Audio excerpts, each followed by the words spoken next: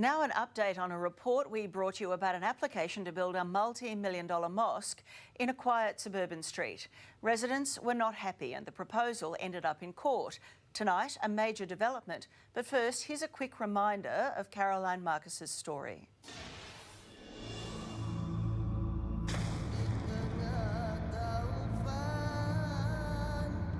I don't want a mosque in the area. And why is that? I don't want a mosque in the area. It's the development dividing a community. There's a lot of people against it, as far as I can see, but hopefully we can get it through. I don't think it fits the area.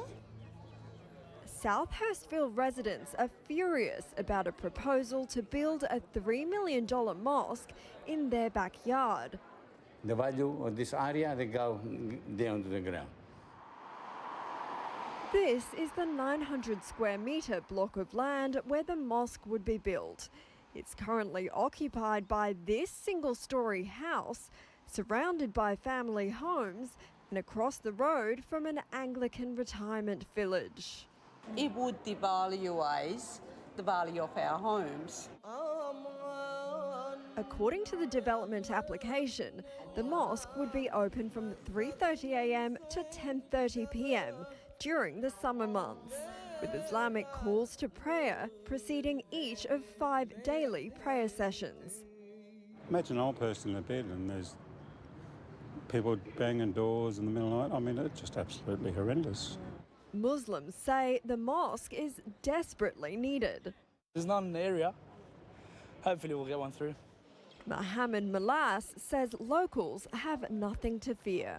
We're not going to get out there and start screaming, and we're just going to go in there, pray and come out, and that's it. We're going to go back home.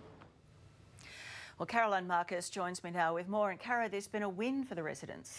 Well, that's right, Tracy. The residents are calling this a people power victory.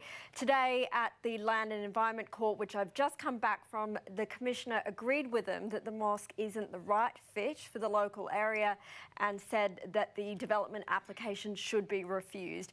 Now, the residents' main objection to the mosque was, they say, not because it was for Muslim worshippers, but because of the problems with parking, with traffic issues and those hours of operation that you just saw in the story. So more than 6,000 residents objected to the development, and today the court agreed with them and said, no, this should be refused.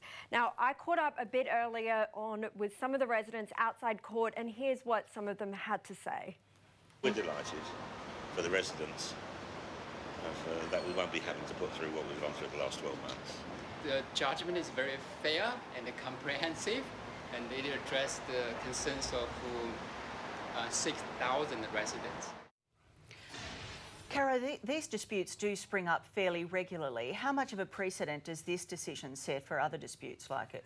Well, these residents are certainly hoping, Trace, that this will set a precedent for other similar cases. It's been dragging on for them for close to a year. The council, their local council, actually refused the application, but the developers took them to court. Now the court's agreed with them. The court's ordered the developers to pay the costs of the council and the residents, and maybe this will send a signal to other developers thinking of doing the same. Okay, thanks, Cara.